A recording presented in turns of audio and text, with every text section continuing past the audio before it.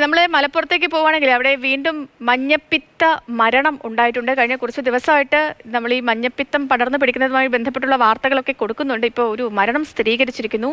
മലപ്പുറം പോത്തുകൽ കോടാലിപ്പൊയിൽ സ്വദേശിയായ ഇത്തിക്കൽ സക്കീറാണ് മരിച്ചത്. മഞ്ഞപ്പിത്തം കരളിനെ ബാധിച്ച് ചികിത്സയിലിരിക്കുകയാണ് മരണം. അരുൺ അമർനാഥ് ചേരുന്നുണ്ട്. അരുൺ, ഈ പറഞ്ഞതുപോലെ കഴിഞ്ഞ 2-3 ദിവസമായിട്ട് മഞ്ഞപ്പിത്ത ഭീഷണി നിലനിൽക്കുന്നു. അതുമായി സംബന്ധിച്ച കേസുകളൊക്കെ ആശുപത്രികളിൽ വരുന്നു. ഇപ്പോഴേ ഒരു മരണം കൂടി സംഭവിച്ചിരിക്കുന്നു. എപ്പോഴാണ് ഈ മരണം സ്ഥിരീകരിച്ചത്? എന്താണ് ആരോഗ്യ വകുപ്പിന്റെ പ്രതികരണം, നിലപാട്?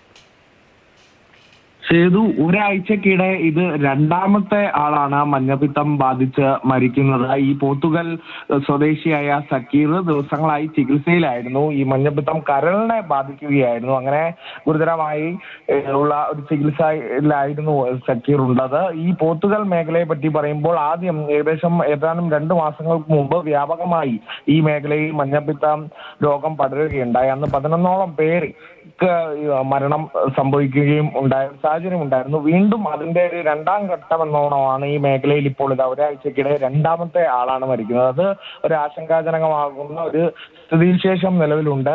എന്തായാലും ആരോഗ്യവകുപ്പ് ജാഗ്രതാ നിർദ്ദേശങ്ങളെല്ലാം ഈ മേഖലയിൽ എന്തായാലും നൽകിയിട്ടുണ്ട് എന്നുള്ളതാണ്. കൂടുതൽ പേരിലേക്ക് ചികിത്സയിലുണ്ടോ എന്നുള്ള വിവരങ്ങളൊക്കെ എന്തായാലും വ്യക്തമാകേണ്ടതുണ്ട്. സേതു.